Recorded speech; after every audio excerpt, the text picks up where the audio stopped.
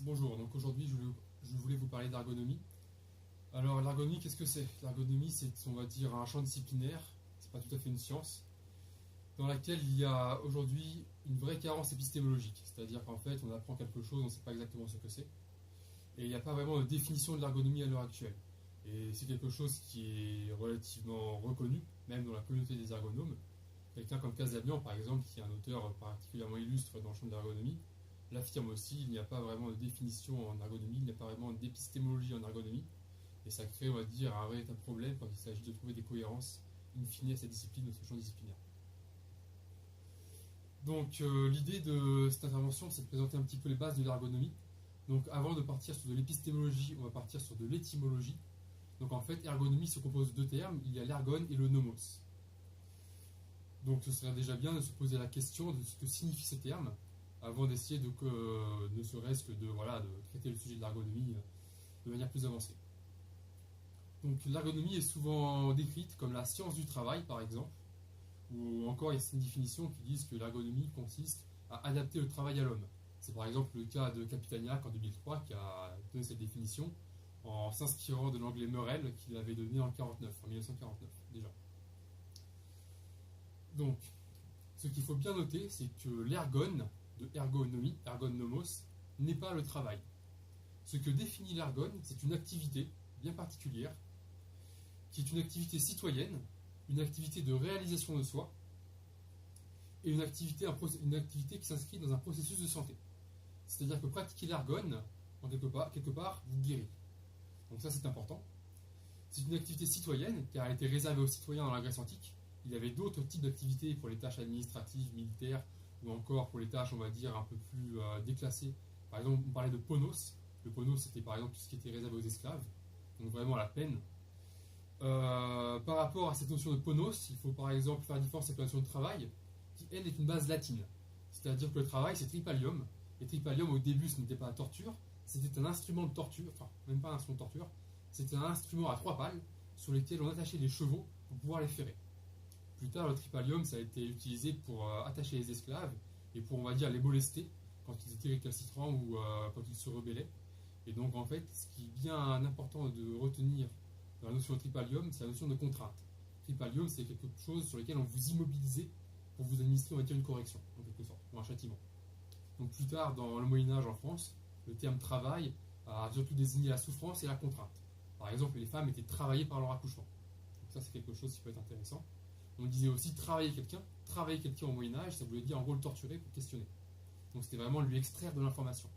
Et là, on peut un petit peu penser à Marx quand il parlait d'aliénation ou de dépossession du travail ou de l'œuvre de création du travailleur par le capitalisme. C'est un petit peu ça, c'est que le travail, en quelque part, on extrait une richesse de la personne. Donc on n'est pas du tout dans la même notion que l'ergone, par exemple. Ça n'a rien à voir. Donc, pour l'ergone, ce qui est aussi intéressant, et c'est une Belge qui a écrit là-dessus en 2013, c'est Isabelle Pigaro, c'est que l'ergone s'inscrit dans un espace dimensionnel, on va dire, qui est le même que l'espace transitionnel de Winnicott. Donc Donald William Winnicott, qui était pédiatre et psychologue anglais, a défini cet espace, en fait, qu'il conceptualise comme le premier espace d'interaction sociale. Et il le conceptualise comme, quelque part, comme la première interaction enfant-mère. Voilà. Donc c'est quand l'enfant, un bébé, découvre sa mère, en fait, la première interaction sociale qu'il va avoir existe dans un espace particulier, un espace qu'il appelle transitionnel ou transactionnel, ou encore espace potentiel. Donc selon Winnicott, dans cet espace, tout est possible. Donc quand vous êtes avec des amis, que vous rigolez, etc., que vous échangez, que c'est une espèce de synchronicité ou de la synergie, etc., vous êtes en fait dans cet espace-là. Donc l'image que prend Winnicott est une image en fait qu'on peut étendre et qu'on peut transposer à de multiples champs de la société. Et c'est une image dans laquelle voilà, vous allez vous réaliser, vous allez voilà, être inventif, créatif, etc. Et surtout, ça va vous guérir. Et vous allez bien sûr, c'est pour ça que dimension citoyenne dans l'ergone, vous allez avoir un apport pour la communauté. Donc quand vous êtes dans cet espace transitionnel, forcément, vu que c'est une relation mère-enfant, il n'y a pas que vous, il y a aussi la mère. Et donc, conceptuellement, en fait, c'est quelque chose qui vous remplit, et vous remplissez vous aussi un rôle social. Voilà. Sachant que cet espace est valable pour aussi bien pour la mère que pour l'enfant, bien sûr. Hein. Les deux personnes sont dans cet espace. Donc ça, c'était important de le préciser, parce que si on commence à parler d'ergonomie en parlant de travail, il va y avoir un véritable problème. En particulier quand on va commencer à parler de démocratie au travail. C'est en fait le but de cette intervention aujourd'hui. Et donc si jamais on commence à confondre les termes, on ne va pas pouvoir y arriver. Donc la deuxième notion, c'est la notion de nomos. Et c'est la même notion que l'on retrouve en économie par exemple. Et donc la notion de nomos, elle est très très intéressante, il faut vraiment la définir, parce qu'elle se compose de 3 dimensions en fait. Le nomos, il est souvent conceptualisé comme une norme ou une loi qui serait définie par les élites et appliquée au peuple, ou quelque chose, voilà, une loi implacable, quelque chose de fixe. Et en fait, c'est absolument pas ça. Et c'est très très dangereux d'avoir cette définition-là du nomos. Donc le nomos, en fait, il y a un ouvrage là-dessus, un petit peu une sorte d'exégèse de Martin Oswald en 1967, qui s'appelle Nomos and the Beginning of the Athenian Democracy. Donc en fait, c'est vraiment le nomos comme notion creusée de la démocratie athénienne. Donc pour ça, il faut revenir aux auteurs présocratiques. Donc la nomos, c'est une notion qui date d'à peu près moins 600 avant Jésus-Christ, et qui d'ailleurs, bon ça c'est un peu particulier, mais on le verra après, qui en fait est contemporaine du bouddhisme. Parce que le Bouddha, en fait, un Gautama, donc Siddhartha Sakyamuni, a vécu à peu près dans ces périodes-là, en moins 600 avant Jésus. Et quelque part, en fait, on va se retrouver dans cette notion, mais on va y revenir après. Donc le nomos, ce qui est très intéressant, c'est de noter que la première dimension du nomos, c'est une dimension politique. C'est très simple, ça signifie ce qui a été décidé ensemble. Donc c'est pas plus clair, c'est très démocratique, voilà, c'est politique au premier sens du terme, c'est ce qui a été décidé ensemble, et ce sont toutes les règles évolutives, parce qu'on peut très bien se réunir et redécider des choses ensemble, et ce sont des règles donc forcément démocratiques. La deuxième notion du nomos, c'est une dimension juridique, parce que ce qui a été décidé, il faut bien l'acter, il faut bien l'inscrire quelque part. Donc il y a une dimension du nomos qui est juridique, et qui découle de la première, et c'est souvent cette dimension-là en fait que l'on retient, mais on nommait souvent la première.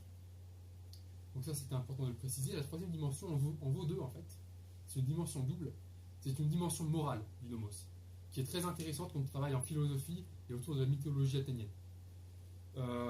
Cette dimension morale en fait, quand on reprend un texte de Oswald, de Martin Oswald, ça considère tous les comportements qu'un homme, donc individuel et collectif, qu'un homme peut avoir en fait pour obtenir sa liberté, quelque part. Donc en fait c'est tous les comportements, on va dire moraux en quelque sorte, civiques, etc., qui non seulement sont inscrits mais sont immanents, c'est-à-dire les choses qui ne vous viendraient pas à l'esprit de penser. On va dire ce qui vous paraît normal, je vais pas me comporter de telle manière parce que c'est pas respectueux, parce que j'aimerais pas qu'on se comporte comme ça avec ma personne. Toutes ces choses-là en fait appartiennent au nomos. Donc il y a 2 dimensions, individuelle et collectif, c'est important de le préciser, car l'individu est responsable de lui-même, de ses actes, etc. au quotidien. C'est une structure en fait qui l'enveloppe, le nomos. Et une dimension collective, pourquoi ? Parce que les collectifs d'individus sont des entités morales en quelque sorte, ont aussi une responsabilité. Ça représente quelque chose, la France représente quelque chose par exemple, un pays représente quelque chose, une équipe de sport représente quelque chose, il y a une responsabilité derrière ça. C'est composé d'individus qui ne perdent pas, et ça c'est très important de le préciser, par rapport par exemple à des notions qu'on pourrait retrouver dans Psychologie des foules et Gustave Le Bon, qui ne perd pas sa responsabilité dans le collectif. Donc l'individu, en tout cas compte du nomos, conserve sa responsabilité et son identité dans le collectif, qui lui aussi a une responsabilité à l'égard de l'individu. Donc c'est vraiment une interaction très importante à noter à ce niveau-là. Et quand on le rattache à l'ergon, on voit bien qu'on n'est plus du tout dans le même paradigme qu'une science du travail, comme on pourrait le croire, avec de l'ingénierie. On va se dire, on va faire de la posture, on va faire un logiciel informatique, pour falsifier un petit peu les choses. On peut très légèrement s'en rapprocher, mais on est vraiment dans c'est parcellaire, quoi. C'est vraiment parcellaire. Donc il faut vraiment retrouver cette définition globale de l'ergonomie, de l'ergon et du nomos. Donc, vraiment comme une notion en fait qui fait appel à la démocratie 2 fois. Parce qu'il y a la notion de démocratie dans l'ergon et dans le nomos. Et donc là c'est vraiment important de revenir dessus, de bien le souligner. Donc rapidement on va passer par exemple sur l'économie, car l'ergonomie et l'économie sont liés. L'économie, donc on a le même nomos que pour l'ergon, mais l'écon, la maison, l'habitat, on peut le traduire comme on veut. Aujourd'hui, on parle de maison, quand on dit ça, on a en économie l'impression que c'est de la gestion financière. Voilà, on gère des finances, on gère un foyer, etc. Mais ça n'a rien à voir. L'habitat de l'homme au sens large, c'est la planète. C'est-à-dire que c'est son habitat, c'est sa cité, c'est sa ville, c'est son pays, c'est son continent, c'est sa planète. Et donc c'est l'habitat au sens large, ce qui trouve une cohérence évidente quand on parle d'économie et d'écologie, Quand on parle d'écologie, on parle tout de suite d'environnement. Pourtant, c'est le même écon. E-K-E-O-N, hein, c'est le même écon. Et quand on parle d'écologie, tout de suite, on pense à la nature. Alors, quand on parle d'économie, on ne parle que de gestion financière. Et on se pose cette question qui est incroyable aujourd'hui, de savoir si économie et écologie sont compatibles. C'est pour dire à quel point, avec des auteurs comme Jean-Baptiste Say, par exemple, on est parti très très loin avec les modernes dans l'idée d'une économie qui est purement financière, où en fait on n'est pas dans l'économie, hein, on est dans la finance pure, hein, on est dans la gestion en fait. Et ça n'a rien à voir avec de la gestion monétaire d'ailleurs, parce que la gestion, on va encore gérer un patrimoine naturel. Mais bon, on est vraiment dans la gestion monétaire. Et donc il faut vraiment préciser cette notion-là de l'économos, l'économie, qui trouve une interaction évidente avec l'ergone, dans le sens où l'ergone, forcément, prend soin de l'écone. C'est normal. Vous ne pouvez pas, dans le cas de l'ergonomie, avoir une activité qui se fasse au détriment de votre habitat. C'est pas possible.